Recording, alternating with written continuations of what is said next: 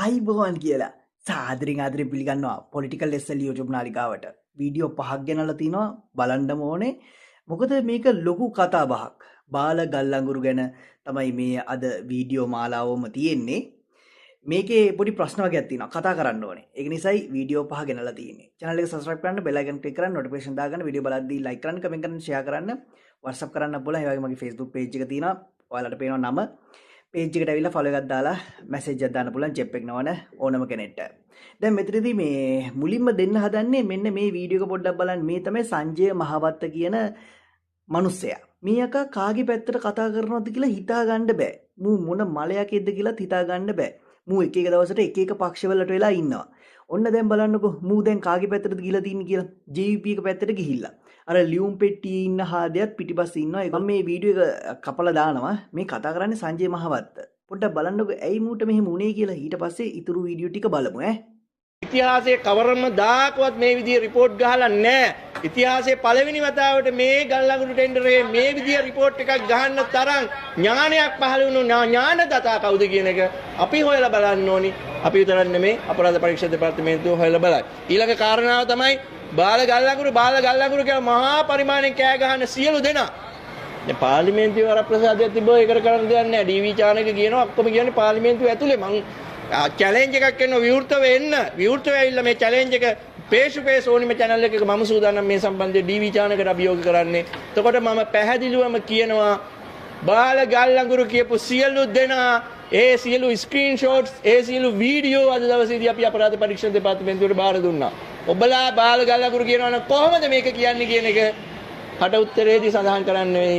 එහෙම නැත්නම් ඉතින් දවස් 90කට වගේ ඩීఓ එකක් ගහගන්න වෙයි රාජ්‍ය විරෝධී කුමන්ත්‍රණ කළා කියලා. ඒ සම්බන්ධයෙන් තමයි අපි මේ පැමිණිලි. දැන් මුලින්ම කතා කරන්න ඕනේ. ඒ කියන්නේ මූ කාගේ පැත්තේද? ගන්නේ මම දැකලම තියෙනවානේ මූ හැම එකම යනවනේ. ඇයි දැන් මේ අමුතුම විදියට මේ බේස් වලා ගත්තා වගේ සීන් එකක් තියෙන්නේ. ඒක දන්න අය කමෙන්ට් කරන්න. එතකොට දැනගන්න පුළුවන්. මට හෙන අවුල් මේ වගේ. මෙහෙමයි. ගොඩක් වෙලාවට අපිට ඒ කියන්නේ කරන්න ඕනේ එක පැත්ත නම් එක පැත්තකට වෙලා විතරයි කතා කරන්න පුළුවන්. තව පැත්තකට යන්න බැරි වෙන මොකක් හරි දෙයක් කරන්න ඕනේ වැඩපිළිවෙලා. යකෝ නැත්තම් මූ එහෙට පයින්නවා මෙහෙට පයින්නවා අරහෙට පයින්නවා මොකද්ද බං මේ වැඩේ. හරිද? දැන් මම මේ බාල ගල්ලඟුරු ගැනනේ කතා කරන්නේ. ඔන්න බලන්න දැන් කී දෙනෙක් හිරේට දාන්න ඕනේද CID ගෙන්නන්න ඕනේද කියලා ගොඩ දෙනෙක් ඉන්නවා. මට එච්චර හැමෝම පෙන්වන්න බෑ. වීඩියෝ කීපයක කීප දෙනෙක් මම පෙන්වන්නම්. ඒතර දැන් මේ හැමෝටම CID යන්න වෙයි වගේ සීන් එකක් තියෙන්නේ මේ මිනිස්සයා කියන විදිය අනුව. හරි. යන් අපි වීඩියෝ 4ක් තියෙනවා ඒක ළඟ. 4ම බලලෙමු. යක්. දැන් ඊයේ වෙනකොට නලින්ද ජාතිස්ස ඇමතිවරයා තව බොරුවක් අතාරිනවා. ඒ තමයි මේ කිලෝ කැලරි 5900ත් 6150ත් අතර තියෙන නිසා අවශ්‍ය දඩ මුදල අය කරගෙන තියෙන්නේ. ඒ නිසා ජනතාව මත පටවන්නේ නැහැ කියලා. ලාල්කාන්ත ඇමතිවරයා පිටි කරනවා මේ ප්‍රමිතියෙන්තර ගල්ලඟුරු තමයි ගෙනලා තියෙන්නේ කියලා. එතකොට මම පැහැදිලිව කියන්නම්. හරිද? මම පැහැදිලිව කියන්නම්. නැව් 8ම ෆේල්. හරිද? මේ මරික්කාර කියන එක නෙමෙයි. සමගි ජන බලවේග කියන එක නෙමෙයි. කවුදෝ ගෝතේක් මන් දැක කියලා තියෙනවා. මේ ලක්විජේ බලාගාරේ ඉන්නේ ඔක්කොම සමගි ජන බලවේග මිනිස්සුලු. මේ වගේ ඩෝබි කෙනෙක් වුණත් පිරිසිදුවට අතුල්ලන්න ඕන. කුණු අතුල්ලන්න ඕන පිරිසිදුවට. කුණු ටික ඔක්කොම යන්න. බාගෙට තියන නෙමෙයි. එතකොට මේ බලශක්ති අමාත්‍යාංශයේ විසින් පාර්ලිමේන්තුවට ලබා දෙන්නා වූ ලියමන අත්සන් කරලා තියෙන කවුද? Additional secretary Wijesinghe. හරිද? මේ ලියුම දිනේ 11 වෙනිදා. හරිද? ඒක අනුව හරිද? දැන් නලින්ද ජාතිස්ස කියනෝනේ ජනතාව මත බර පටවන්නේ නැහැ කියලා ඉවරලා. හැබැයි දඩේ අය කරගෙන කියලා. අය කරගෙන දඩේ මොකද්ද?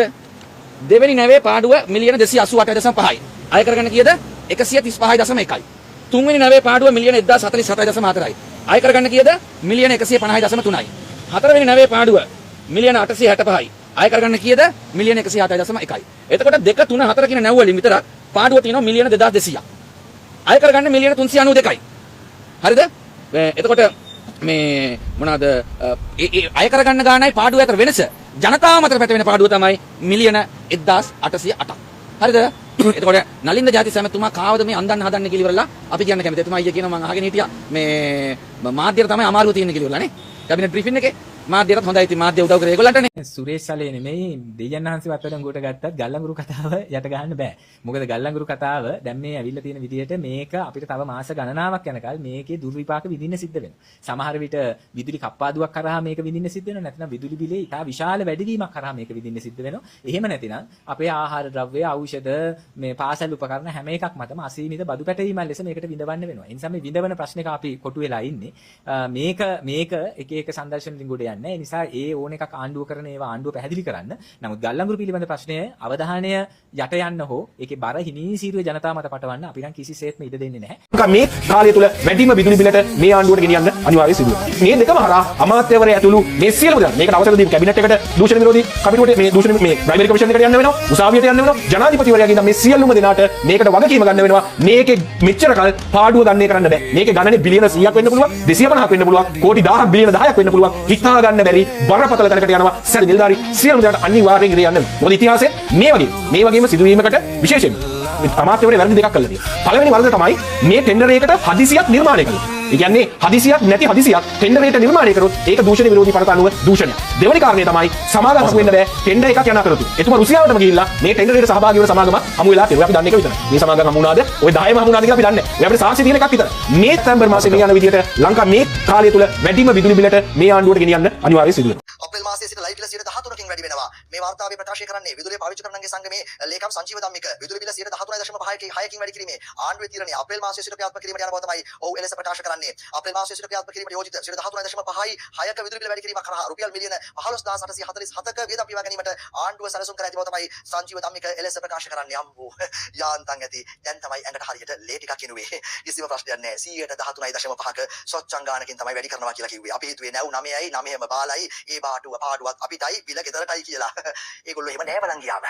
පාඩුවක් වුණොත් එක්ක ඒගොල්ලෝ 159 කෑෂ් වලින් ගෙවලා දායි. නැත්තම් ෆන්ඩ් එකකින් මහා භාණ්ඩාගාරේ නෙමෙයි පැලවත්තේ භාණ්ඩාගාරයෙන් විපක්ෂ නායක සජිත් ප්‍රේමදාස බාල ගල්ලංගුරු පාඩුව විදුලි බිලට එකතු කරන්නට දෙන්න බෑ. මේ වාර්තාව ලංකාදීප පුවත්පතින් මේ සජිත් ප්‍රේමදාස බාල ගල්ලංගුරු හානියේ බර විදුලි බිල හරහා පාරිභෝගිකයාගේ කරපිට පැටවීම අනීතිකයි.